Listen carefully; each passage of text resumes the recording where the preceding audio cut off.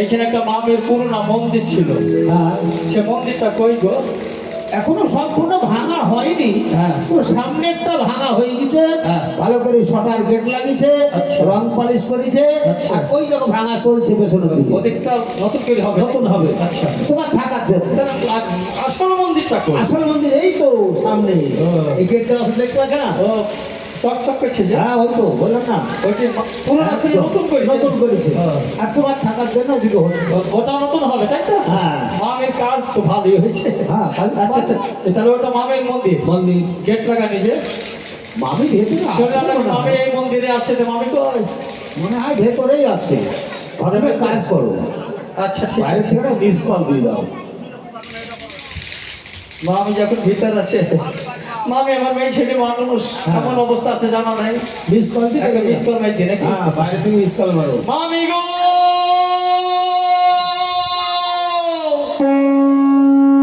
ও মামি, ৫-৭ জনের একটা জড়িয়ে পেয়াদা হয়েছি আমি।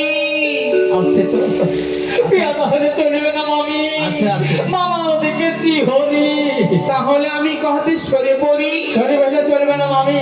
কেন? তোমার দরজা খুললাম, এই কার দরজা? তোমার না না, আমার মন্দিরে তোমার মন্দিরে দরজা খুলো। তাই বলছি। এই দেখো আমার মন্দিরে দরজা খুলে দিলাম। আচ্ছা একটু বললাম দেবশ্রী নারো, অসময় তুমি আমার মন্দিরে, তোমার মন্দিরে আসবো সময় আর অসময় না এই সময় তো কখনো আসছো না। আজ কেমন লাগছে, ঘেমে গেছো? না হলে মা রোদ গরম না, রোদ গরম যে বুঝে রোদের তাপ বলছি নারো, তুমি যে এই অসময় আমার মন্দিরে এসেছো সত্য, কিন্তু ওই দেবসভার খবর কি জানো? দেবসভা গড়বড় হয়ে গেছি, গড়বড়। দেবসভা গর্ব মানে বুঝলাম না। দেবসভা গড়বড়, হ্যাঁ আমি একটু ছটফটি। তুমি ছটফটে আগাগোড়ি তো জানি। মামা একটু হুইটু পাতা হয়ে গেছে। আমি কিছু বুঝতে পারছি না। বুঝবা কি করি? দেবসভা দাও দাও করি আগুন চলছে মামি গো। ওই দেবসভা মাঝারে আগুনে লেগেছে, তুমি আমার মন্দিরে কেন এসেছো? ফায়ার টিকেট নিতে, চল ঢালা মেশিন নিতে। আচ্ছা ওই মেশিন কি আমার মন্দিরে আছে? ইংরাজি না বলি বাংলায় বললো, হ্যাঁ না, ইংরাজি না বলি কি গম করলা কি বলে? ওই মেশিন আগুন নিবানি যদি মেশিন নিতে। কেন তুমি আগুন নেবানোর চেষ্টা করেছি, কি দিয়ে? ঘরা ঘরা জল ঢেলে দিলাম, নিবলো না। তারপর তোমার ওই নতুন মন্দিরে একটা ঘরা বসানি ছিল, সে ঘরা জল না ঢেলে দিলাম। পাগল ছেলে, আমার মন্দিরে যে ঘোড়াটা ছিল তাতে জল ছিল না বাবা। ওটা কি ছিল? তাতে ছিল ঘি। করেছি ঘি যদি আগুনে দেয় আর জোর, সেই জন্য আগুন আর জোর হয়ে গেল। তাই আমি চিন্তা করে দেখলাম ঘরা ঘরা জল ঢাললে আগুন নিভানি যাবে না, তাই আমি দমকল নিতে এসেছি তোমার মন্দিরে। দমকল কোথায়? কোথায়? হ্যাঁ তবে শোনাম আমি গো, বলো। তাহলে যদি ঘরে আগুন লাগে, কোনো বনে আগুন লাগে, ওই দমকলে এসে তাই আগুন নিভাতে পারে। আর যদি এই ধরার বুকে কোনো মানুষের মনের ভিতরে আগুন জ্বলে, সেই আগুনে কে বাবা ঘরা ঘরা জলে ঢালে কেউ নিভাতে পারে না। তাই এই আগুনটা হচ্ছে মামার মনের ভিতরের আগুন। ঘরা ঘরা জলে ঢাকলে কেউ নিভাতে পারবে না। তাই আমি বিচার করে দেখলাম ওই আগুনে যদি নিভাতে হয় তুমি ছাড়া কেউ পারবে না। তাই তো তুমি সেই আগুন নিবানি আসে গো মাসি। চলো আমি গো এখনই সেই মামার কাছে। দেবর্ষি গো, হ্যাঁ, তুমি যা যা বললে না হ্যাঁ। আমি কিছু ভালো বুঝতে পারি না। বুঝতে পারছো তুমি না? ভালো করে বুঝিয়ে বলো দেব সবাই কি ঘটেছে, কেন আগুন লেগেছে জানো? কেন? জানি না মামি। কোথায় থেকে এসেছে একটি অপরূপ সুন্দরী, তার প্রতি একটু লক্ষ্য করে দেখলাম তার কনিষ্ঠ আঙুলে যে রূপটা আছে মামি গো, তোমার সর্বজন্মে সেই রূপ। স্তব্ধ হও নারদ, হ্যাঁ, কার সামনে দাঁড়িয়ে রূপীর বড়াই করছো? কেন আমার মামি? তুমি কি ভুলে গেছো দেহ ধরা মাঝারে আমি হলাম রূপদাতা, আমি হলাম শক্তিদাতা। হ্যাঁ।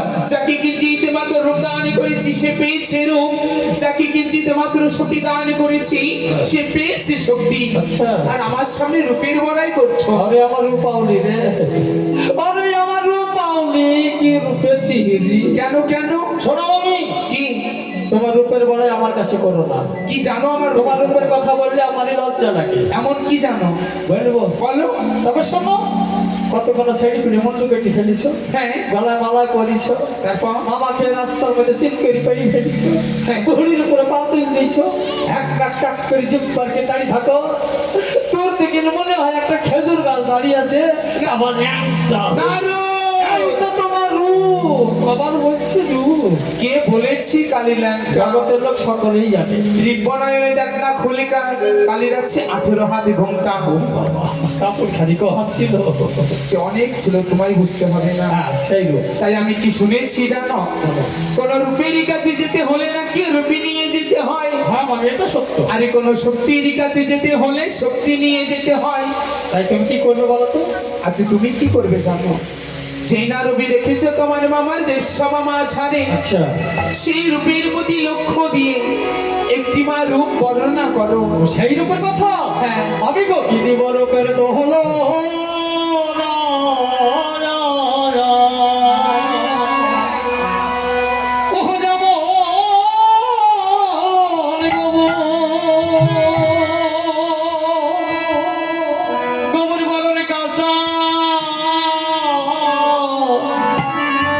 সোনা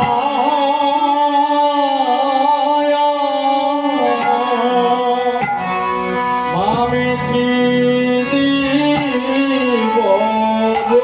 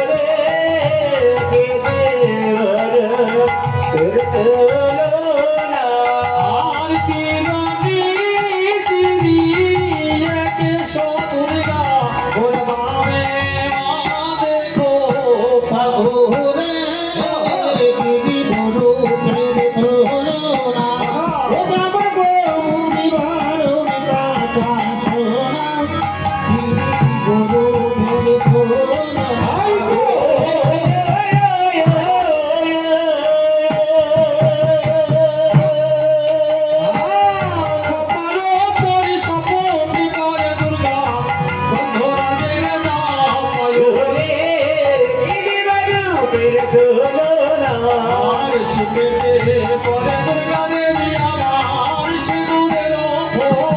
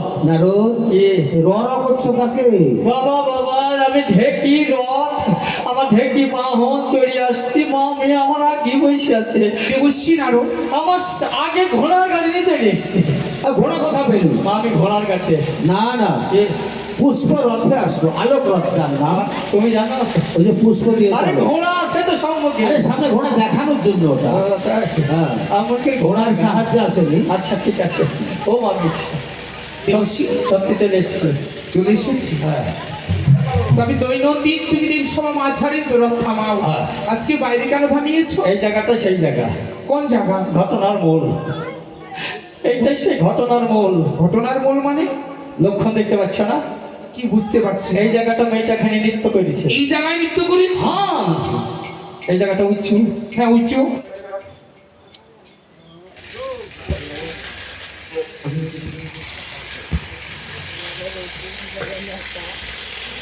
দেখবা প্রমাণ দেখবা এই দেখো এই দিক দিয়ে নিচু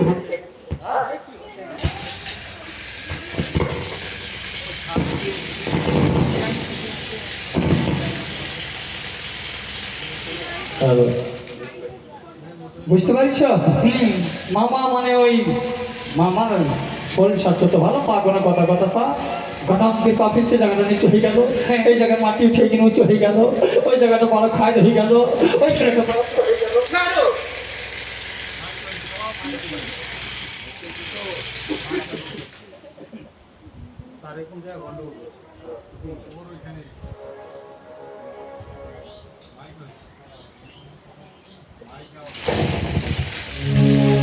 নানু তোমার উঁচু নিচু মানলাম এই খাদার গর্তের মধ্যে কি আলাদা বিভাগ রয়েছে না আলাদা না নাম যখন দুটো দুটো কারণ কর্ম আছে কেমন কেমন জানো বলো উপর থেকে ঝড় বৃষ্টি পড়ে হ্যাঁ উঁচু জায়গায় ওই নিচু জায়গাতে ঘুরতে করতে চলে যায় হ্যাঁ অতএর একটা বড় আকারে খায় আসে সেই জায়গা থেকে জল জমা হয় এক মানুষ দু মানুষ হয় সেটাকে বলা হয় খাদ আর গর্ত ছোট্ট গর্ত সাইজ হয়, হ্যাঁ, তার ভিতরে অনেক গভীরতা। দশাদ বিষাদ যদি তরি নামি নাও, কোন বাবা না ঠাই পাবে।